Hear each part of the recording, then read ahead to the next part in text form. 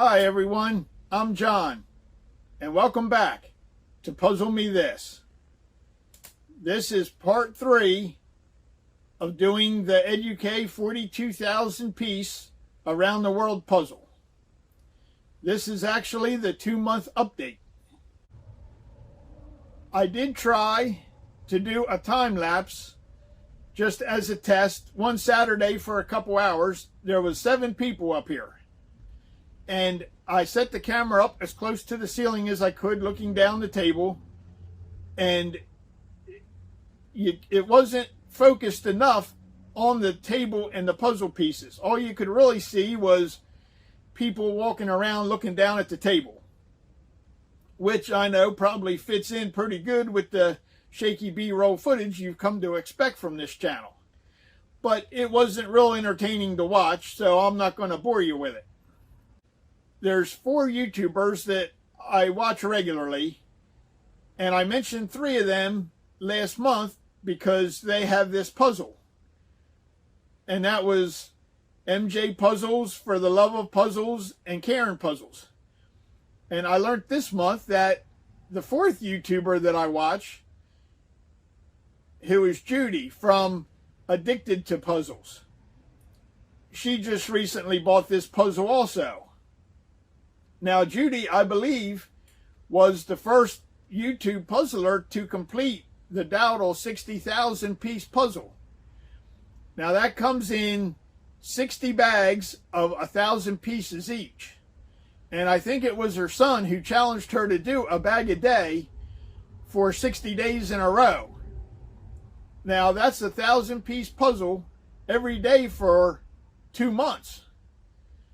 And I'm not going to tell you if she met the challenge or not, because I don't want to ruin it if you're watching it or if you're going to watch it. But when she had it done, they put it out and laid it in the driveway. And it covered almost the whole driveway. It is a big puzzle. So I'll leave a link to all 4 of them in the description. There's a couple other good ones I see on occasion too. Vicky Makes and Builds and Puzzling in 2 Worlds. And they're both interesting as well. I don't get to watch them as much as the other 4. Vicky is working on the 33,600 piece wildlife puzzle. And that looks hard. A lot of greens and a lot of animals, which I find is hard. Those YouTubers are so much fun to watch. They're so excited and enthusiastic about puzzles that it's kind of contagious, and average people like me watch them, and it gives us the feeling that we can do puzzles also. And, you know, I kind of blame them for this. No, I don't. This has been so much fun. I have people come over once in a while and help. Mom and Dad come over almost every day that I'm up here and help. A few friends have been over. Some family's been over once in a while. And it's just been so much fun. Now, if I'm still sitting up here doing this 3 years from now, I'm going to be thinking that I should have done it in sections like everybody tried to tell me. And I wouldn't listen. But so far, it's fun, and I wouldn't change it. Anyway, about this puzzle. We are at 453 total hours that everyone has, the total of everyone that's been working on it. I did get done sorting. Now, I sorted for the most part. Dad did sort looking for border pieces, and he laid them all out flat on the table and turned them all face up for me. So I had 162 hours sorting, and Dad had 31 hours. So that comes to 193 hours total sorting time for the puzzle. Okay, that's enough talking. Let me show you what we've got done so far.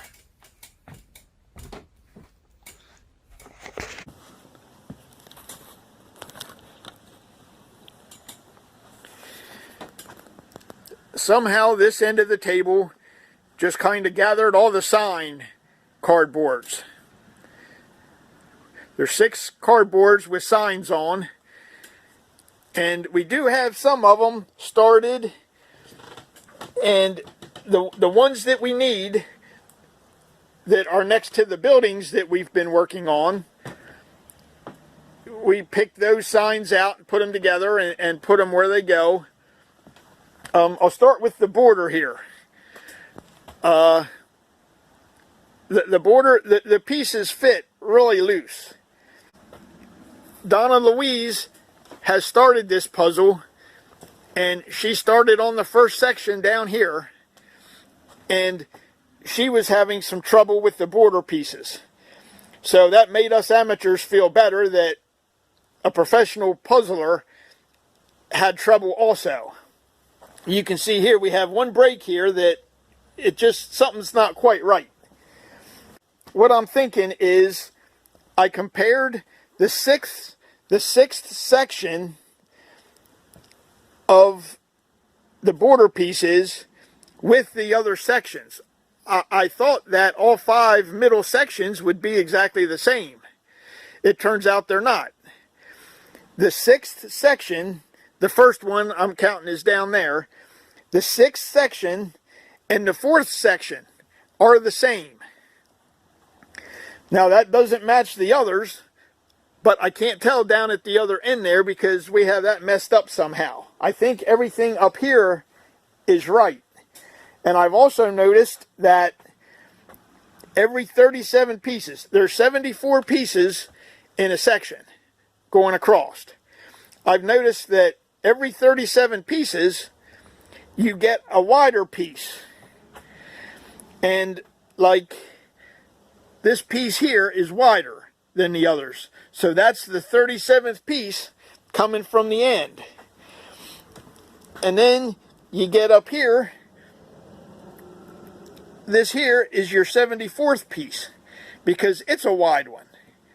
And I've noticed that every 37 pieces that there's a wide one.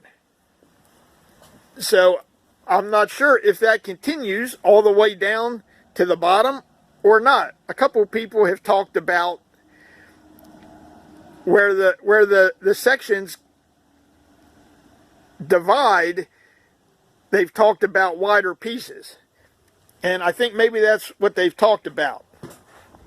Now that's what I figured out so far. I don't know if the 6th section and the 4th section and the 2nd section are the same or not.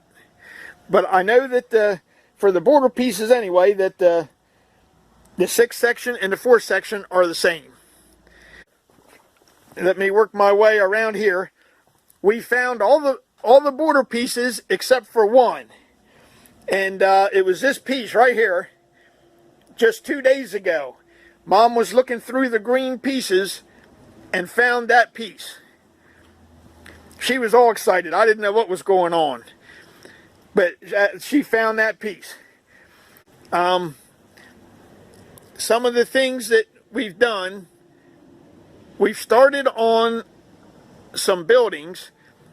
We put some sky pieces out first. While I was sorting, we sorted out some sky pieces where we think they go, according to color, according to the border, with darker pieces down there and lighter pieces and orange pieces and all up there. And that emptied out 3 cardboards. So what I did, I took those 3 cardboards and I separated some buildings.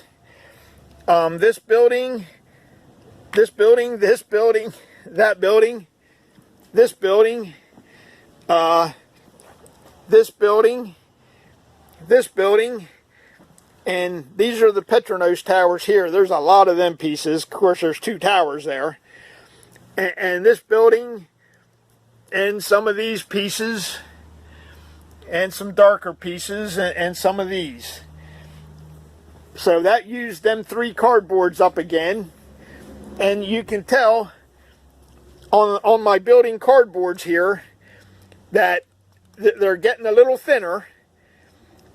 So if I do that again and get some more buildings off, then I might combine some more cardboards and have some more cardboards empty. We do have 3 pieces of cardboard empty now that I can use for something. So a couple of the things that we've worked on so far are this globe here and the Golden Gate Bridge.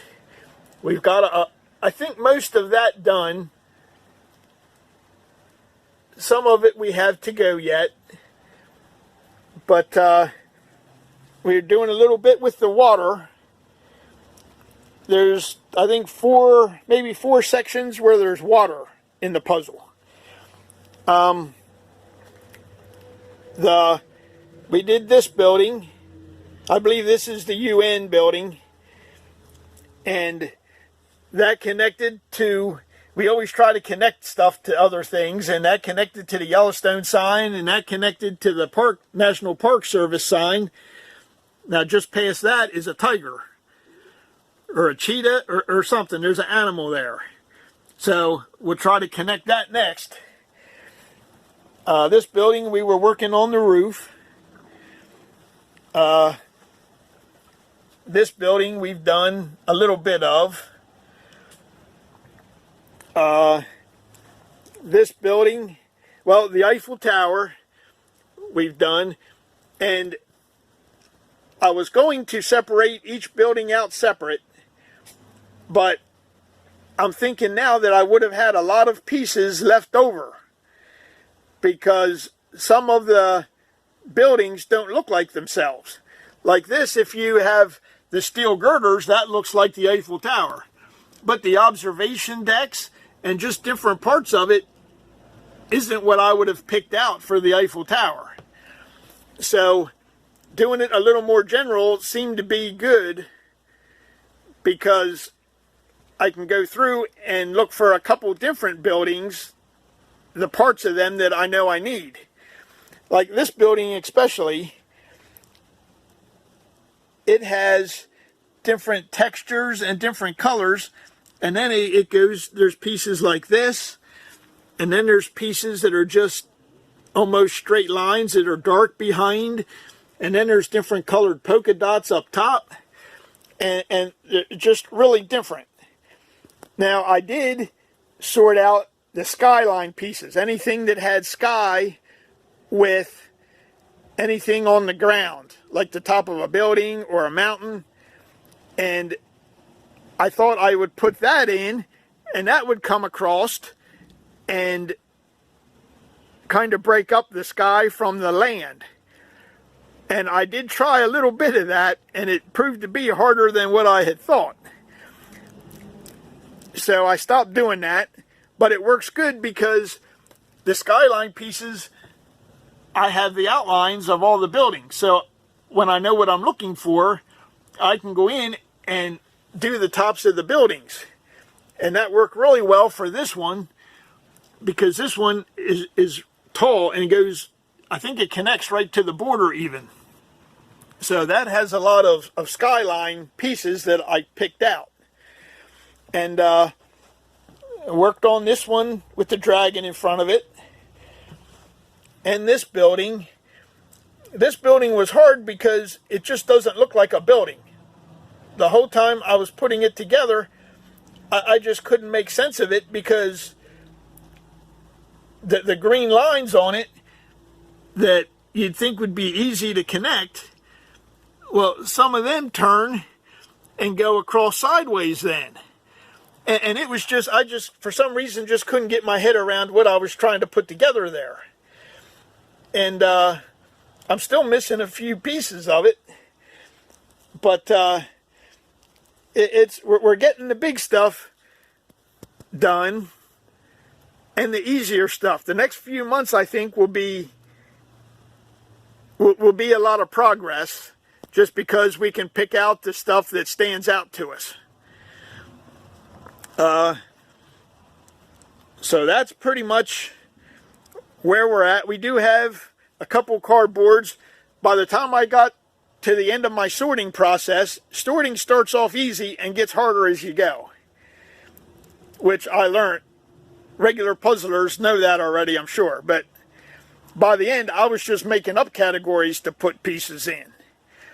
But we have, like, these are animals, and a lot of animals in this puzzle. Butterflies and birds, different things like that. Just different animals from around the world. And we still have a lot of the same categories that we had. Like I said, I started with 90 cardboards, and some of them had folds in the middle or somewhere on them, so I cut them in half so that I wasn't holding one side and the other side tilt down and the pieces fall off. So, but most of them are 15 by 32 inches, and they hold between 350 and 400 pieces, depending on how tightly I pack them on there. And we have 3 empty now, so we'll use them, I'm sure, for sorting other stuff. So that's kind of where we are this time. A couple people asked me about my table. I don't know if you can see under here or not. Oh, that didn't do too bad. They're just regular workbench bases that I made. They're 2 foot by 4 foot or 4.5 feet. And then I put in between, there's 4 of those. 1 on each end and 1 in the middle where there's a break. Like here, this leg will be centered on that.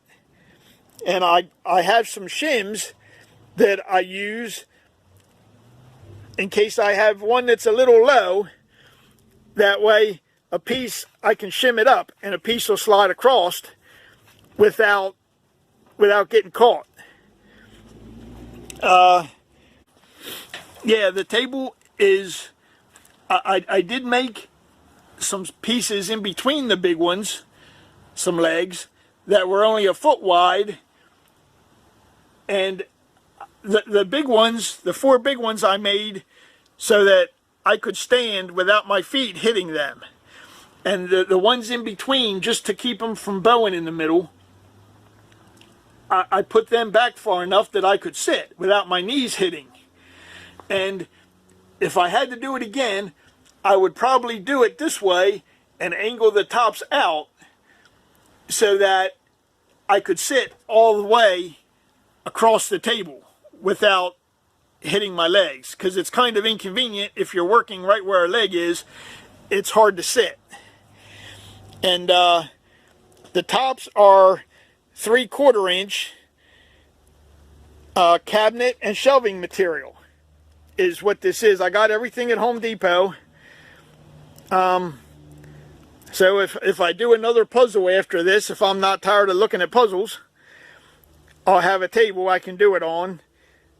And if I don't, my utility room will have so many cabinets and shelves, I won't be able to turn around in there.